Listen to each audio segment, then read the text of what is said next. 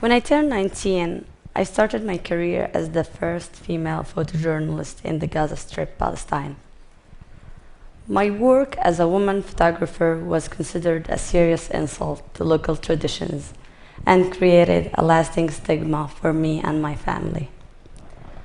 The male-dominated field made my presence unwelcome by all possible means. They made clear that a woman must not do a man's job. Photo agencies in Gaza refused to train me because of my gender. The no sign was pretty clear. 3 of my colleagues went as far as to drive me to an open airstrike area, where the explosion sounds were the only thing I could hear. Dust was flying in the air, and the ground was shaken like a swing beneath me. I only realized we weren't there to document the event when the 3 of them got back to the armored jeep and drove away waving and laughing, leaving me behind in the open airstrike zone.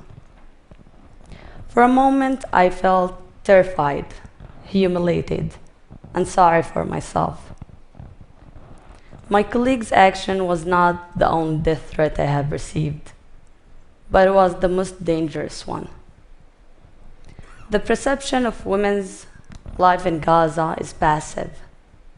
Until a recent time, a lot of women were not allowed to work or pursue education. At times of such doubled war, including both social restrictions on women and the Israeli-Palestinian conflict, women's dark and bright stories were fading away. To men, women's stories were seen as inconsequential. I started paying closer attention to women's lives in Gaza. Because of my gender, I had access to worlds where my colleagues were forbidden. Beyond the obvious pain and struggle, there was a healthy dose of laughter and accomplishments. In front of a police compound in Gaza City, during the first war in Gaza, an Israeli air raid managed to destroy the compound and break my nose. For a moment, all I saw was white, bright white, like these lights. I thought to myself, I either got blind or I was in heaven. By the time I managed to open my eyes, I documented this moment.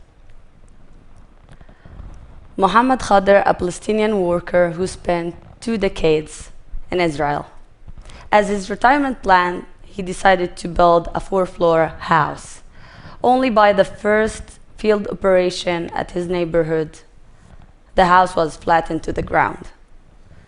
Nothing was left but the pigeons he raised and a jacuzzi, a bathtub that he got from Tel Aviv. Muhammad got the bathtub on the top of the rubble and started giving his kids an every morning bubble bath.